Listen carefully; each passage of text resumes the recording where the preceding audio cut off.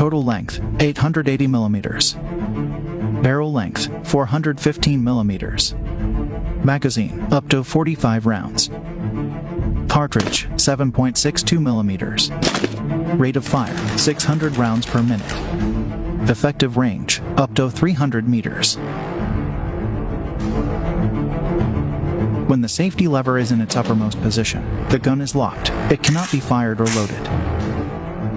The safety lever can be moved to select between automatic firing mode and semi-automatic firing mode.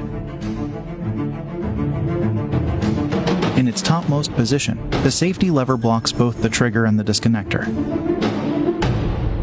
In this position, the trigger cannot be pressed. In the middle position, only the disconnector is blocked. And in the lowest position, it allows both the trigger and the disconnector to move freely.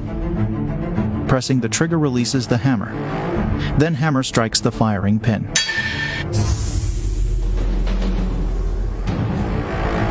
The firing pin is a small metal rod that slides in the bolt.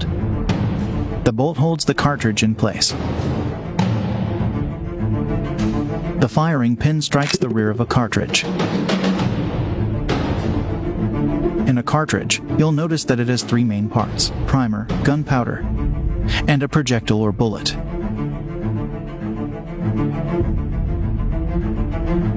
The primer ignites the gunpowder. Then the expanding gases pushes the bullet out of the barrel at high speed.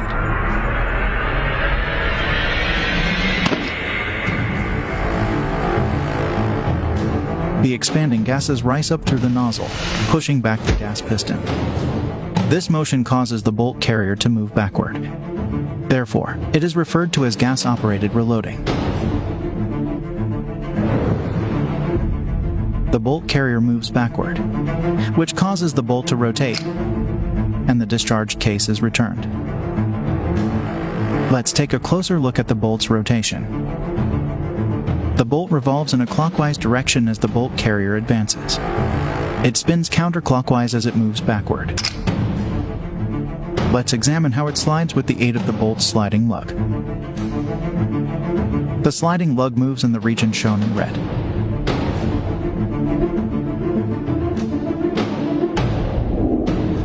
An ejector is present to the left of bolt. The fired case hits the ejector as it returns with the bolt, and it is expelled from the gun.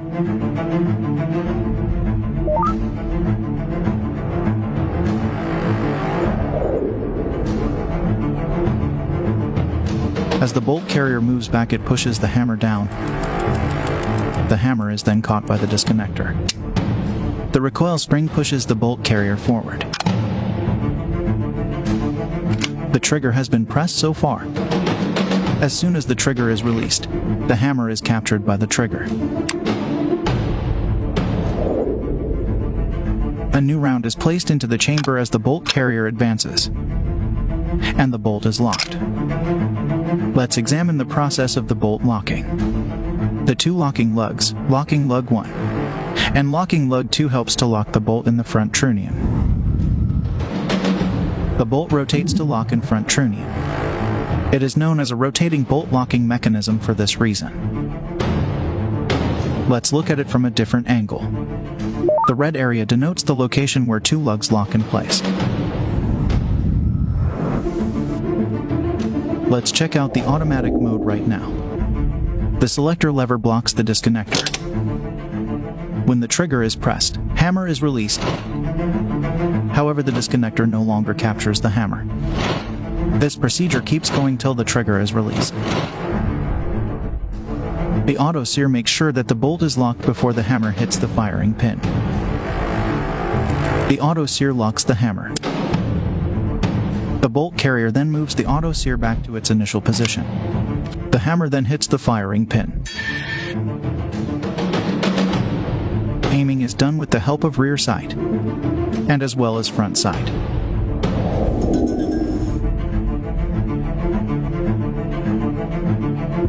The number markings on rear sight helps us to adjust the aim according to the range of the target. 100 meters with the 1 setting, 200 meters with the 2 setting, and so on. It has numbers up to 10, but it has a maximum effective range of only 300 meters or setting 3. a rifle must be zeroed in order for the shooter to accurately aim at their target from a specific distance. To adjust the windage, the sight is moved to left or right. To adjust its elevation, the sight is moved up or down. A front sight adjustment tool is used for this purpose. If we want the bullet impact to move left, then the front sight should be moved to right. And if we want it to move right, then the front sight should be moved to left. If we want the bullet impact to move up, the front sight must be screwed in or down. If we want it to move down, front sight is screwed out or up. At 100 meters from the target, shifting the front sight 1 mm to the left, right, up, or down causes a 26 cm variation in the point of impact.